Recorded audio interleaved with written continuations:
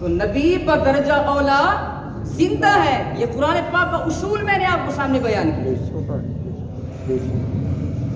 اور اگر اب تم یہ کہو کہ ٹھیک ہے اصول کے تحت تو تم نے حیات نبی کو ثابت کر دیا, لیکن نبی پاک صلی اللہ علیہ وآلہ وسلم شہید تو نہیں ہے, تو میں کہوں گا کہ نبی پاک صلی اللہ علیہ وآلہ وسلم نبی بھی ہیں, نبی پاک صلی اللہ علیہ وآلہ وسلم شہید بھی ہیں.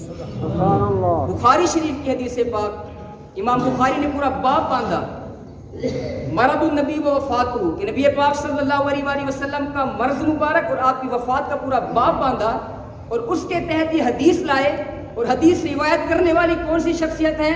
اما عائشہ صدیقہ طیبہ طاہرہ عابدہ زاہدہ مفسرہ رضی اللہ تعالیٰ عنہ. حضور کی زوجہ محترمہ اما عائشہ صدیقہ فرماتی ہیں کہ نبی پاک صلی اللہ علیہ وآلہ وسلم اپنے مرض وفات کے اندر مجھ سے کہا کرتے تھے کہ یا عائشہ ما ازال اجد علم الطعام الذي اكلت بخیبر فهذا اوان وجدت انقطاع ابهر من ذلك سم.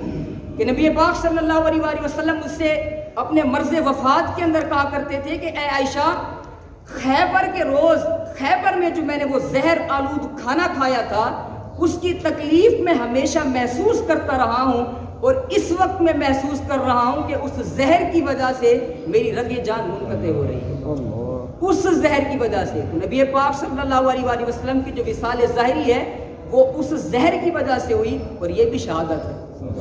حضرت عبداللہ بن مسعود رضی اللہ تعالیٰ عنہ فرماتے ہیں کہ میں 9 دفعہ اس بات پر قسم کھا سکتا ہوں کہ نبی پاک صلی اللہ علیہ وآلہ وسلم شہید ہیں. واتخذ اللہ نبیہ, اور آپ نے فرمایا کہ میں اس بات پر 9 مرتبہ قسم کھا سکتا ہوں کہ اللہ کے نبی شہید ہیں. فرمایا کہ اللہ تبارک و تعالیٰ نے حضور علیہ الصلوۃ والسلام کو شہادت کا مرتبہ بھی عطا فرمایا اور نبوت بھی عطا فرمایا. اللہ تبارک و تعالیٰ کیا فرماتا ہے؟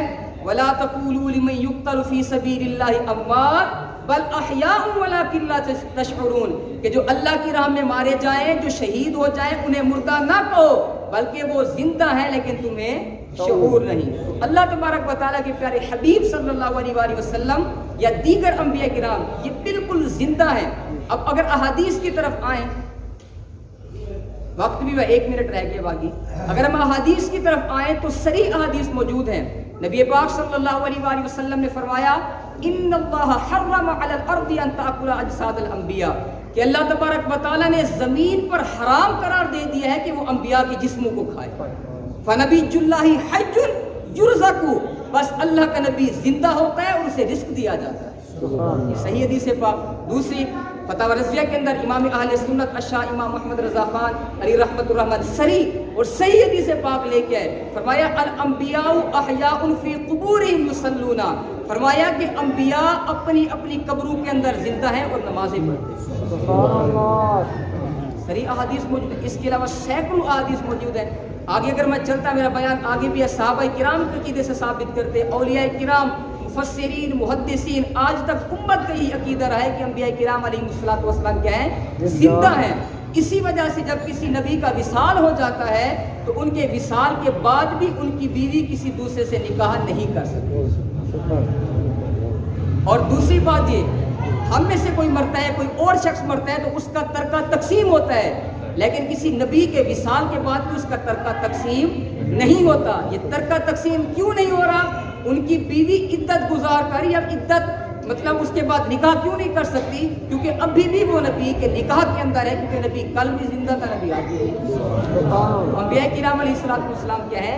زندہ ہیں. اور نبی پاک صلی اللہ علیہ وآلہ وسلم کی تو بات ہی پھر کچھ اور ہے, آپ تو نبیوں کے سردار ہیں. تو نبی پاک صلی اللہ علیہ وآلہ وسلم کا جشن ولادت ہم اس وجہ سے مناتے ہیں, اس وجہ سے ہم سوگ نہیں مناتے کیونکہ سوگ مردوں کے منائے جاتے ہیں, زندوں کے جشن ولادت منائے جاتے ہیں. اللہ تبارک و تعالیٰ ہم اسی عقیدے پر زندہ رکھے, اسی پر ہمیں موت عطا فرمائے, اور آخری دم تک نبی پاک صلی اللہ علیہ وآلہ وسلم کا جشن ولادت مناتے رہنے کی توفیق عطا فرمائے. اعلیٰ حضرت امام اہل سنت نے فرمایا کہ خاک ہو جائے عدو چل کر مگر ہم کو رضا, دم میں جب تک دم ہے ذکر ان کا سناتے جائیں. زندہ رکھے, موت عطا فرمائے. آمین.